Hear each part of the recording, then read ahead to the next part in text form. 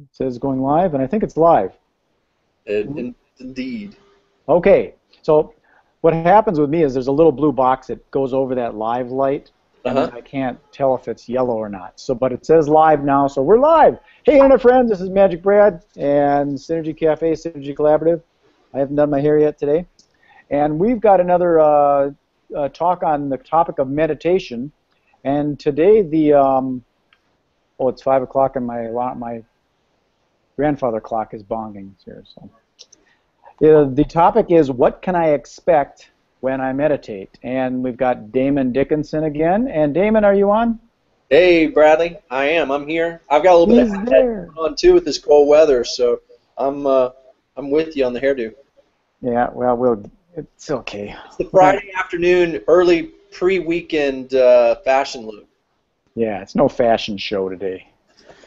We just woke up from a deep meditation. That's what it was. I actually did. I was listening to some of that Paul Sheely stuff just a little while ago. Paul Sheely is amazing. I love his Liminals. Yeah, where it goes in the left ear and the right ear. Yeah, the Ericksonian style of hypnosis down where he tells a story, and yeah, that the two voices, one in each ear, is just amazing. It is its own phenomenon. I love it. What's really cool too is while you're listening to it and you're hearing stuff and you're hearing a sentence in this ear, and then there's a certain word, and the sentence in this ear, there's a different sentence, but then the same word hits at the same time. Yeah, no, he's genius. That's really amazing. Well, let's get into our program. So today we're talking again about meditation, and the question for beginners is, what can I expect when I meditate?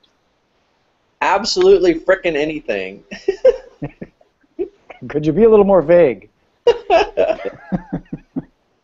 Well, for one, it depends on the meditation that you're doing to some degree. And it's interesting because for me, in my experience with meditation, that very often in the very beginning with a new form of meditation, I'll have really powerful, blissful experiences when I first start. I remember one of the very first meditations I ever did, which was, I was just reading this book, and it said, just start counting your breath to 100. If you lose count, then start over. And it was literally one of the first times I ever meditated, and I started doing that, just taking in a breath, counting my breath. By the time I got to about 20 or 30, I was high as a kite, and I wasn't hyperventilating or anything. I was in this beautiful state of like present bliss, and I was like, oh my God, it's this easy?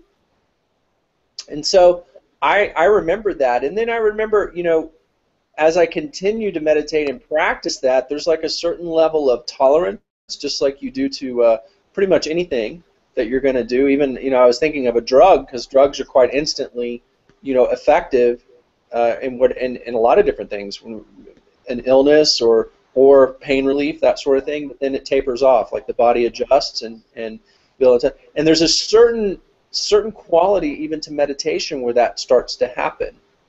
I believe that those levels are still there, but we become adjusted to them. And so many times in the very beginning, I would call it the pink cloud syndrome, where we have just these beautiful, blissful, easy experiences with meditation.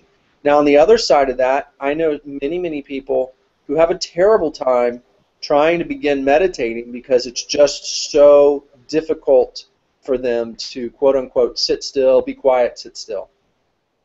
And, again, as a beginning meditator and someone who coaches people in meditation, what I say was a sitting meditation is probably not the best modality for you to begin with. Find a movement meditation, whether it be dance, whether it be walking, whether it be trail running for that matter, but something that engages your body in a way you can be fully present and allow that to be your meditation, the thing that you focus on to help you stay present. Then try something simpler. It'll come from there. So find a modality that you enjoy. That's the most important thing. And so then what you can expect is a more enjoyable experience. So like with the sitting meditation, you got to get comfortable, and maybe your back might start getting weird, and that's going to distract you, whereas if you're just meditative walking, it's not going to irritate you so much. Unless maybe you're going up a hill or something. Yes. And I find walking meditation to be one of the very, very best beginner meditations that people can do, because it does basically engage all of your senses, and it actually forces or enforces more focus, because you're moving your legs. You potentially, depending on the walking meditation, you have a mantra or you have something to listen to that's guiding you. And then also the smiling, because the first walking meditation I learned was through Thich Nhat Hanh. He's a very highly regarded teacher of the Vinyasa form of Buddhist meditation, and there's 3 parts to it. There's smiling, and that's where I first discovered smiling. I know I've mentioned this to you, but I don't know if we've mentioned it on the webinar. And he said, "Let your smile be the source of your joy until your joy becomes the source of your smile." And it was just the most profound thing, and I found it to be true. When I started smiling, it changed my state. And so, smiling, and then they teach you this sort of sing-song mantra. It's like 5 or 6 verses, and then you're walking at the same time. And so you're taking steps, and he talks about walking very slowly with no direction or goal in mind, but just to be walking. And it was amazing to practice that basic form of walking meditation. Okay, so I have a question as far as the what can I expect when I meditate. Is it, if you're doing like one form of meditation, you're starting to do it on a daily basis, is that kind of, whatever experience you have, is that what you can kind of expect every single day? Or could there possibly be some weird thing coming through the cosmos and the universe that makes your experience be totally different than it was the earlier day when you did the exact same thing? That is a great question and a good point to cover. It does vary, and there's several variables. Our consciousness is in a different place from day to day, and even from hour to hour. From morning to noon to night, we're in a different place, a different space. Our energy's in a different place. And those is a beginning place, because part of meditation is we're tuning into a deeper part of how we're feeling, what we're thinking, what's happening around us. So all those kind of tap into the overall experience. And I have found that over time we do, again, gain tolerance. Our mind especially can get bored very quickly. We can even start, as we go deeper, as we really do start to relax, the deeper emotional part of ourselves that's been repressed, I believe, that's stored, especially in our nervous system, that we've kind of like been holding, starts to unravel. And so all kinds of things can start to bubble up that either were there before but we weren't aware of them, like certain thought patterns, or trauma of one form or another that has been stored that now wants to come up to be healed, to be loosened. And a lot of people do experience different, what we would consider negative experiences once they actually get into a practice and start practicing. And it does change from day to day. Some days it's blissful still, more than I could ever imagine or expect, and other days it's flat. Other days it can be really difficult. And it is like any other discipline. If anybody's ever gone to the gym, some days we look forward to it. Some days it's just another thing to do, to show up at the gym, and some days we'd rather do anything but. But I mean the experience that happens after the meditation happens, or when you're in it. I was thinking of another question, and that was, is meditation and hypnosis kind of the same? That's a good question. From a place of hypnosis, quite often does bring us into deeper brainwave state patterns of alpha and theta. There are a lot of very similar effects on the nervous system, on the brain. The biggest distinction is with hypnosis, you're usually very consciously allowing new input to be coming in. There's either something that's recorded and guided that you're listening to, so you're looking to reprogramming something in your consciousness. Unless you're watching TV, then you're in a passive state of hypnosis, which is very dangerous in my opinion. Or with meditation, you're more consciously in the state of meditating and allow actually a lot of the old stuff to be released.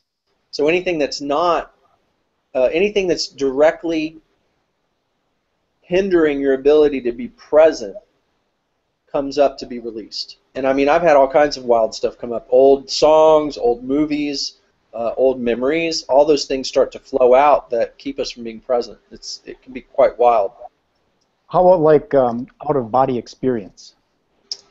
I've had some of that happen too. Usually not in shorter periods of meditation, but when I've done longer, like retreat meditations where we might be sitting for hours at a time, as much as 12 to 16 hours a day, you know, with hour breaks, but continuous meditation, it's like sitting in a whole nother world sometimes. It's like a whole 3D world will open up around you, and you come back out like you were in a dream state, and then come back into your body, and it can be pretty wild what can take place, how the mind can create different things. So that's kind of what you, when we first opened up here, you said anything can possibly happen. It's true. Yeah. I had a situation when I was in Bali once with a friend, and I was there with him and his wife, and then we had found this other woman that had written a book on UFOs and stuff, and her and I were sitting at the table waiting for my friend and his wife to get ready, and we were just talking, and then all of a sudden, I don't know what happened, but I was just like gone, and it's like it was more like I didn't have any physical form. Right. Not even like a little bullet of energy or anything. I was just like all that is. And all I can remember is I saying, where are we going? And she said, it doesn't matter. And I said, when are we going back? And she said, whenever you want. And I don't know if it was 5 minutes or an hour. Right. It was a bizarre experience that happened very, very fast. I don't know if that has anything to do with meditation, but it was in my head, so I threw it out there. Well, it can be because, you know, in meditation a lot of times we're moving into a more passive, surrendered state. And in our last conversation yesterday, you know, we got into the subject between heart and mind and soul versus spirit.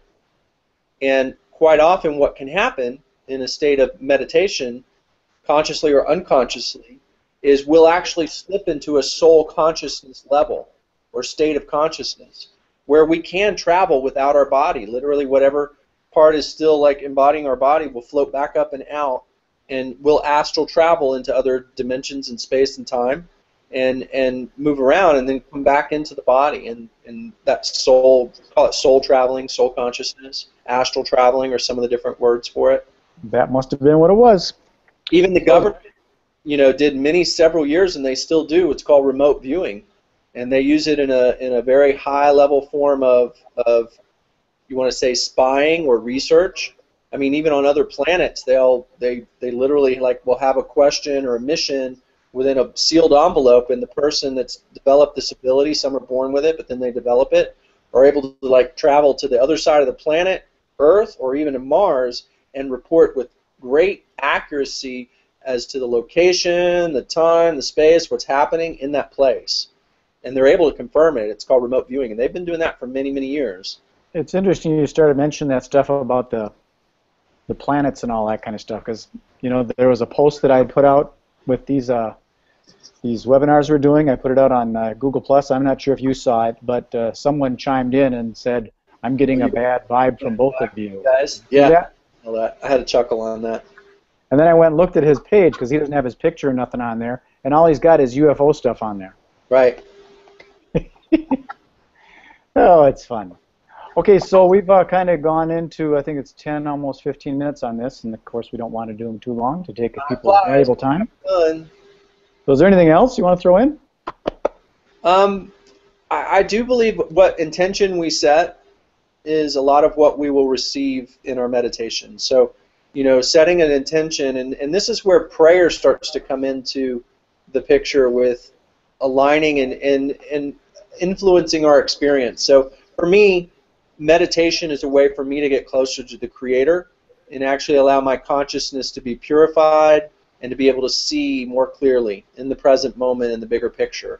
Now, all those other cool things like remote viewing and soul traveling and all that, they're fun and interesting, but for me, they're not the real purpose or the real point of the greatest value that we can receive from meditation, or what we could actually expect, than to become deeper and more deeply connected to our self, our true self, our spiritual self, which is different from soul, and to the Creator, and to develop our relationship to our Creator more consciously. And that's what I like to teach and share and create as the intention. When I do that, my meditations are almost always very consistently very blissful, very healing, very enlightening, in the sense that if I really set intention to learn or receive information to help me learn in my life what's going on, that I get greater benefit from it. Okay, so we can summarize by saying what a person can expect is to manifest their intentions. Mm-hmm.